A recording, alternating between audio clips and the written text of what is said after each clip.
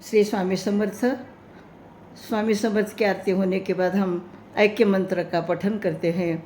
तो ऐक्य मंत्र का पठन हम इसलिए करते हैं कि हम अपने परिवार में, समाज में मिलजुल करके रहें। मिलजुल करके रहने की भावना हमारे अंदर निर्माण हो। और ऐक्य मंत्र के पठन करने से ऑक्सीटोसिन नाम का जो है हार्मोन्स तैयार हो जाता है और उससे हमारे मन में एकात्मता की भावना निर्माण हो जाती है। तो यम वैदिका मंत्र दृश्य पुराना इंद्रम यम मातरिश्चान माहु वेदांतिनो निर्वचनमेकम यम ब्रह्म शब्देन विनिदर्शन्ति।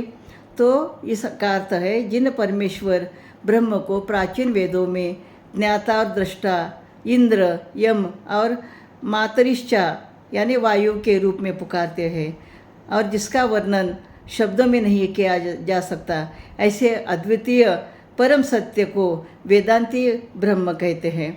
फिर दूसरे श्लोक में क्या कहा जाता है? शैवायमीशं शिवमितोवचनम यम वैष्णवा विष्णुरिति स्तवन्ति बुद्धस्तरार्थम इति बुद्ध जैनः सतम श्री अकलेति च सिख संताः। तो दूसरे श्लोक में कहा जाता है कि शैव पंथ के लोग उन्हें ईश्वर या शिव कहते हैं। वैष्णव भक्त विष्णु कह करके उनकी स्तुति करते हैं। बौद्ध और जैन उन्हें क्रमशः बुद्ध और हर्त मानते हैं, जबकि सिख संत उन्हें सत की अकाल के नाम से पुकारते। यानी सभी धर्म के लोग अलग अलग प्रकार से अपने ईश्वर का वर्णन करते हैं। फिर बाद में अगले श्लोक में क्या कहा जाता है? यम शाक्ततः शक्तरीति प्रिदाणाम कर्ता संताम ईश्वरितेपि अन्ये सद्भाव एके मुनये वदन्ति परम पदम दैवतम एकमेव।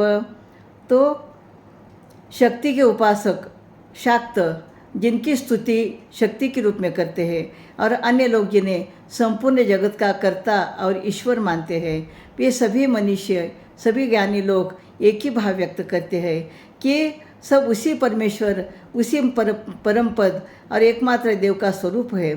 तो इस मंत्र से हमें यह पता चलता है कि सभी धर्म के लोग, कोई शिव की उपासना करता है, कोई वैष्णव की उपासना करता है, तो लेकिन ये सभी ईश्वर एक ही है। और ऐसे ऐक्य की भावना इस मंत्र के द्वारा हमारे मन में तैयार हो जाती है।